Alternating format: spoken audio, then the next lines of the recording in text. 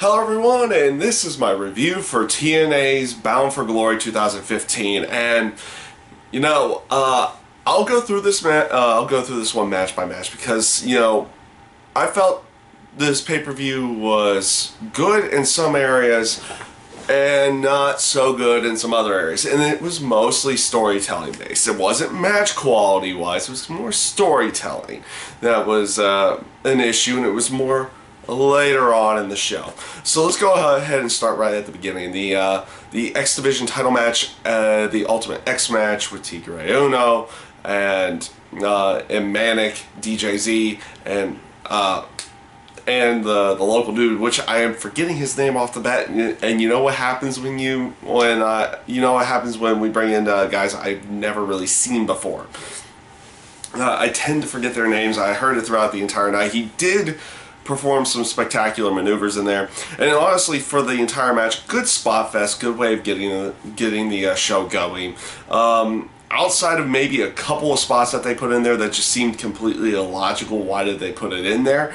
As a matter of fact, it got one of the guys injured in the match, with it being Tigre Uno with his 450 splash outside the ring. There was no reason for the spot, no logicality for the spot in the terms of a psychology towards the match, and they did it anyway. They did it just to make it look cool, which isn't necessarily the best thing for a match. But overall, good match. Good way of starting off. Outside of like a couple of spots in there that I felt were just not necessary for any reason, they did a pretty good job on this match of making the spots reasonable, still exciting to watch, but logical to what's going on in the match at the time. So overall, very good match.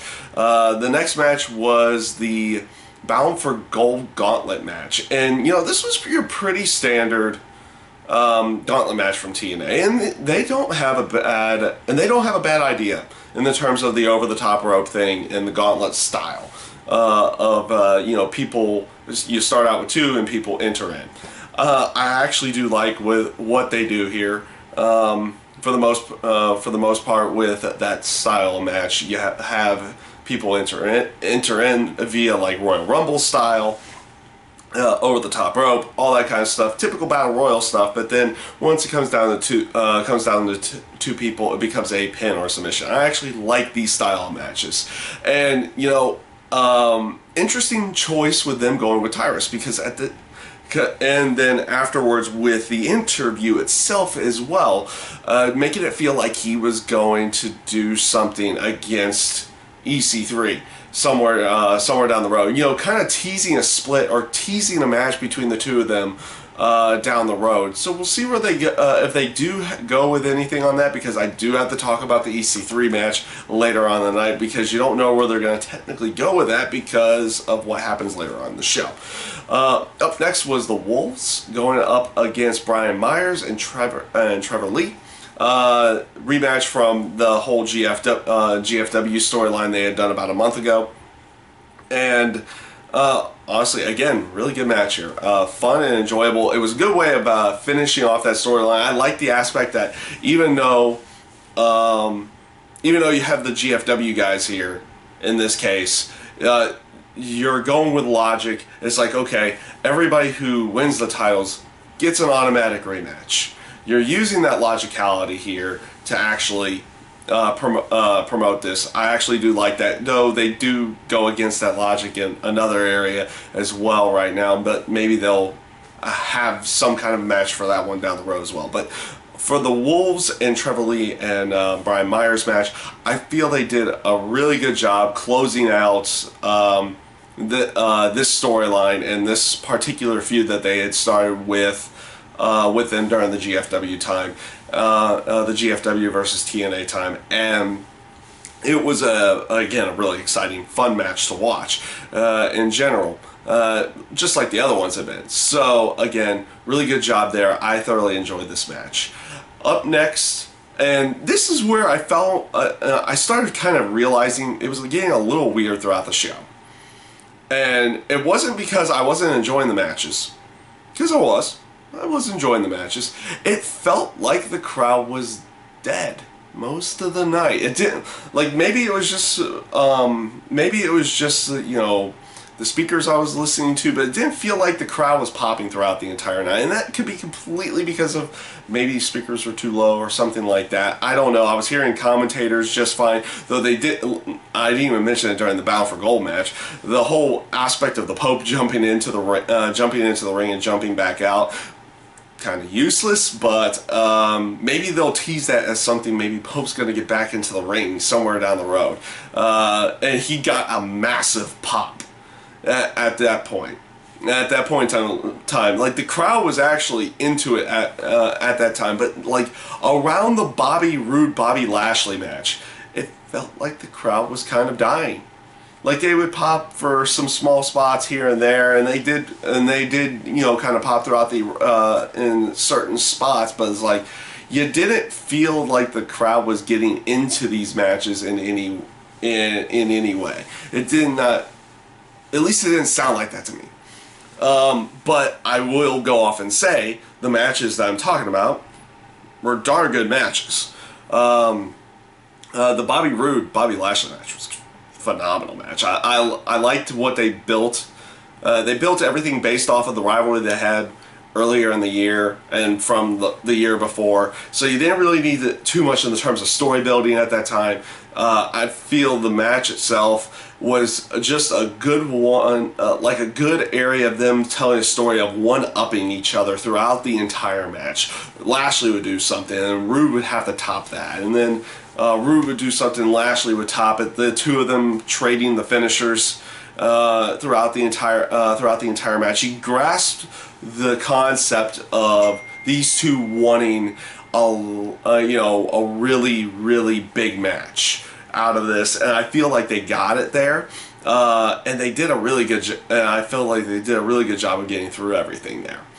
Up next was the Gail Kim Awesome Kong match, which was, again, another really good match. Outside the aspect that they had Gail Kim's husband get involved in some way that really just seemed pointless, but otherwise, really good match between the two of them. I feel these two have put on great matches in the past, and it was just a kind of a way to build that rivalry once again. And they did a really good job here. And that was the kind of the area of logicality that I was missing, where they should have probably put Brooke in this case, but I'm kind of glad they also did do Awesome Kong in here for one of the bigger shows, so they did a really good job. Up next was Eric Young versus Kurt Angle. And, you know, overall, I like the aspect of it being made no DQ in the end, because it was a match that was, let's say it was a match that needed that no DQ because of what they had done in the past. You know, they built this story in the past and for Kurt Angle's return. That's what they went for here. The only problem I had with the match was the whole aspect of the doctor saying he's done, call off the match, like mid-match, and then the match just continues on like nothing happened. I get the aspect of continuing the beatdown and everything. They could have worked that angle in there. It's like, oh, they're trying to get Kurt Angle out of there, but Eric Young just stops it. And you don't have the doctor saying, oh, he's done, call off the match and everything like that. They could have tried taking it a little bit where all the doctors were checking on, but Eric Young doesn't really let them check on him at any given time. So that was the main aspect there. But otherwise, really good match, great spots inside of the match. I feel they got the overall brutality that they wanted out of that match, and the physical nature that they were going for the feud itself was done really well. Up next that does bring the main event of the night, the Triple Threat World Title match, which was EC3 versus Matt Hardy versus Drew Galloway, Jeff Hardy special guest referee. This was a really good triple threat match, and I wish they would have left it alone at that. Not gonna lie. They put some really good spots in there. There was very little non-logical type of spots and selling inside of the match. They did a really good job in this triple threat match. And the reason why I say I wish they would have left it alone at that, man, did they, in my mind, take away this aspect of Matt Hardy winning the World Heavyweight title by the way they ended the match with, okay, it's a no disqualification type match. EC3 picks up the chair. Why is Jeff Hardy getting in the way? Why is he interfering? He's the referee in the match. He shouldn't be interfering in the match, even though he was getting berated, at least verbally, by EC3 earlier. It took away from the match so much in my mind that it kind of, I won't say negated it, but it just took away from the aspect of, this is Matt Hardy's first world title win and everything. In that sense, it just took away from it at that point in time. And I wish, that's why I say I wish they kind of left it at that whole triple threat and you didn't add Jeff Hardy in there. You could have had Drew Galloway get pinned by Matt Hardy. You can still play up the aspect that EC3 is an unpinned, unsubmitted person, and we'll get a rematch with the World Heavyweight title at some point, and you could have left it at that. But the aspect of Jeff Hardy doing what he does at the end of the match kind of takes away from that. And that's just me on that aspect. If you have that view as well, that's fine. If you don't have that view as well as I do, that's fine as well. But that's just how I feel. Overall, I feel the show was a good show. Some areas of storytelling I felt was a little bit off, but overall, TNA's Bound for Glory this year was a really, really good show. Some really good matches in there, and fun and enjoyable to watch. So, that is my review for TNA's Bound for Glory, and I thank you guys for watching.